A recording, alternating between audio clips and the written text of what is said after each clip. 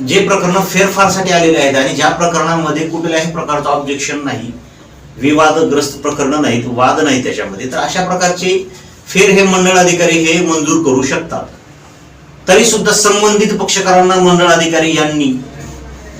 जे की रेव्हेन्यू रेकॉर्डवर महसूल दप्तरी ज्यांची नावं दिसत आहेत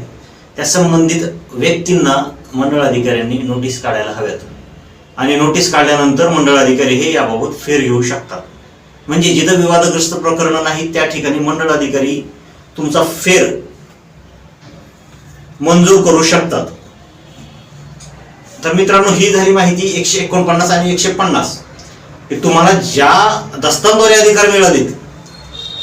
त्या दस्तांद्वारे मिळालेले अधिकार हे फेरफारमध्ये रूपांतरित करण्यासाठी, तुमच्या 7/12 येण्यासाठी, तुमच्या 8च्या उतार्यावर येण्यासाठी कलम